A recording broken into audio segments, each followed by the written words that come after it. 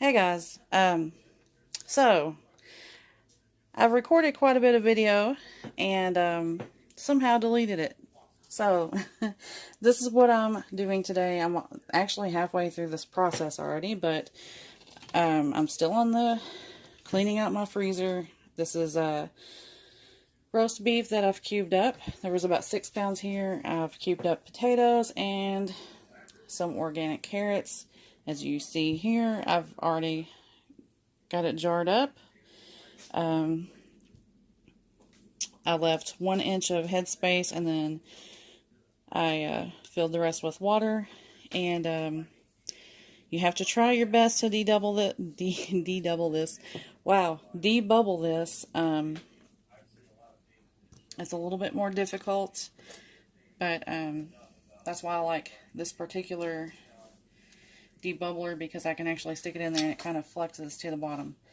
But anyway, got that done, and I added 1/2 of a tablespoon of the seasoning that I've already got mixed up. This is just onion soup mix with about 4 tablespoons of this Tuscan garlic mixed in with it. The onion soup mix, you can make at home. I've done that before, but this is just a pre-made one from Aldi, and it's only 55 cents for 2 packages, so I just use that when I don't have anything made. But anyways, I'm going to go ahead and get this cleaned off really well with vinegar. And then get this lid on here. Now you just want these rings on finger tight. And that's what it looks like jarred up. Now I'm going to go ahead and get the rest of these filled, and I'll be back when I'm finished with that. Alright, now I have 18 jars, I have 12 jars of the roast beef, and I'm going to go ahead and fill some of the other jars with the potatoes and carrots that's left over. And then once I'm out of those, I will go ahead and start filling a few jars with chickpeas. That way I've got my canner full. I don't like to not have that full. So anyway, I'm going to get this jarred up and then I'll be back. Now with these also, I'm adding the same onion soup mix along with the garlic seasoning. And these also, you want 1 inch of headspace. I've washed this really well so I can reuse it. I'm going to go ahead and debubble all of these and then see if I need any more liquid after that. And I think that one's good. And then I'll go ahead and get this cleaned off and then get the lid on it, and I'll be back. Okay, now that gave me 2 jars of the potatoes and carrots that I can use later. And now I'm going to start with the chickpeas. In a lot of the beans that I just use a simple seasoning that's 1 packet of taco seasoning. I use the low sodium, and then 1 packet of ranch seasoning or ranch dressing mix. Hang on just a second and I'll show you that. Okay, this is what I use. This is the taco seasoning. This is like 39 cents at Aldi. And then the ranch dressing dip mix, that's I think 49 cents at Aldi. So this is really a cheap way to season up any kind of dry beans, and it's really good. And I buy the low sodium because I'd rather not have that much sodium in my beans. Now to each one of these jars, I'm going to add 1/2 a cup of chickpeas. I can't find my 1/2 cup measurement, so I'm using 1 cup, but I'm only filling it halfway. I've already sorted through these chickpeas.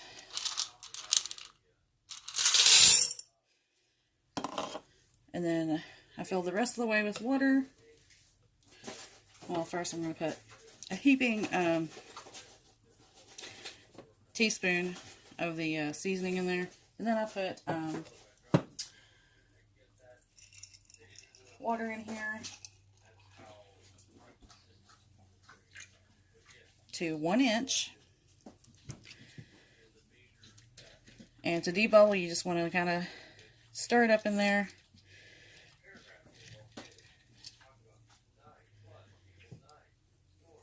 And then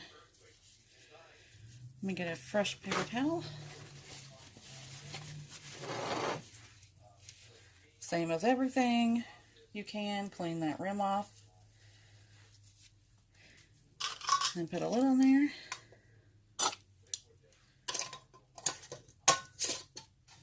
Now I'm canning the beans in here because they need the same amount of time as meat, so that works out perfectly. But I'm going to go ahead and get the rest of these jarred up, and then I'll be back. Alright, now I'm going to go ahead and get this canner loaded up, and I've already got the heat started out. It takes a long time for it to even get semi-warm because I'm starting out with a cold canner, cold water, because everything that's in the jars is cold. So I'm going to get this thing loaded up, and then once it starts to come up to temperature, it'll start steaming off the top, and I'll show you that when that starts. But for this, it's going to can, or it's going to pressurize for 75 minutes, and then it will be done. Now, if you're ever going to use quart jars in here, it needs like 90 minutes for that. But anyway, I will be back. Okay, now I have vented this for 10 minutes, so now I'm going to go ahead and add the weight on here. And now I'm going to wait until it builds pressure up to 10 pounds. And then I'm going to start timing it for the 75 minutes. That's an hour and 15 minutes for the pounds. Alright, now we are at right in between that 10 and 11 pounds pressure, which is just about perfect. I'm going to go ahead and turn my stove down to where it usually stays once it's up to pressure. And I'm going to go ahead and set the timer for 1 hour and 15 minutes.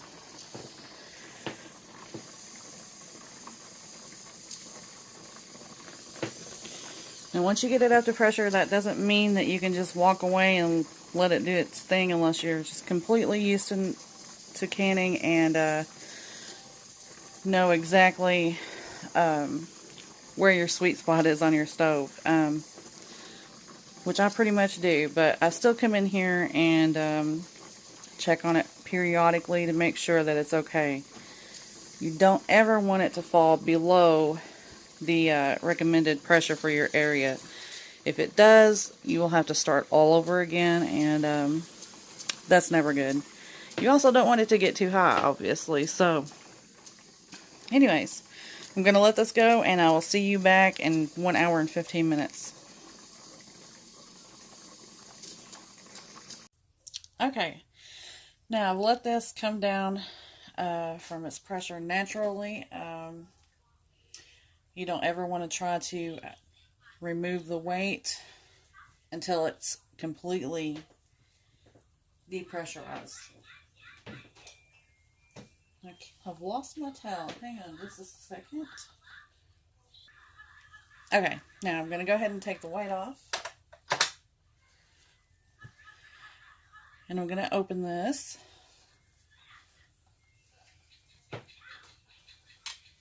You have to be very careful when you take the lid off of these things because it's extremely hot. Open it to where the steam is going to go away from you.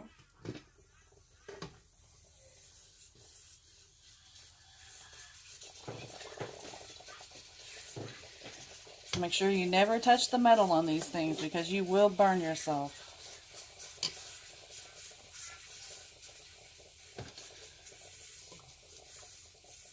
I always try to make sure that my son's not in here also when I'm doing this, because I don't ever want him to get burned.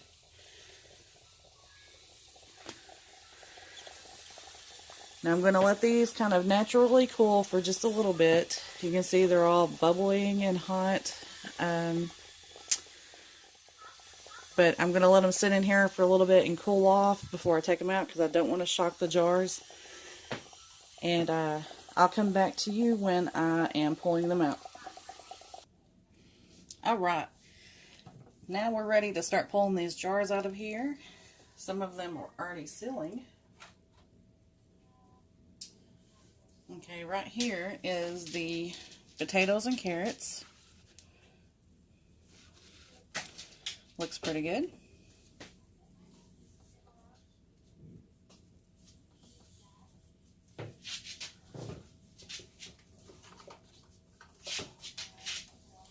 Here's one of the jars of the chickpeas.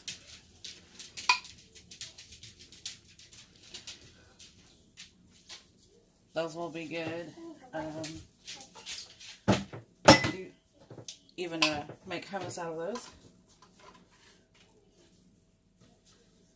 Another jar of chickpeas.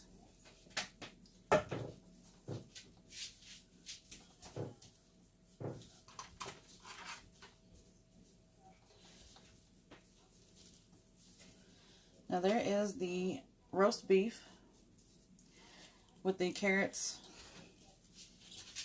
and potatoes. It looks good.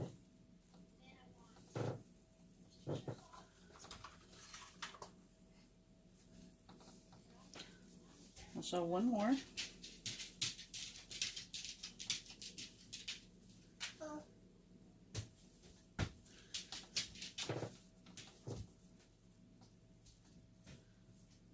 Alright.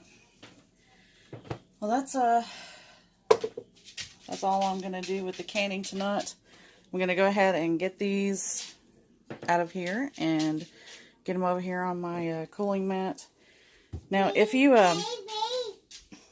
see these in the background, these are just some really cheap drying mats I got at the Dollar Tree. I've been using these forever, and they're only $1. They work great for canning, and if you get them messed up with anything that's on it from the canning jars, you can get rid of it. You're not losing a whole lot. But anyway, this is what my night consists of. And sorry if you saw this. My son's in here. This is my husband's supper tonight, so he'll be home here in a few minutes. He walks home from work every night. But anyways, I hope you guys enjoyed this video. If you have any questions, comment below. I love you guys. Bye-bye.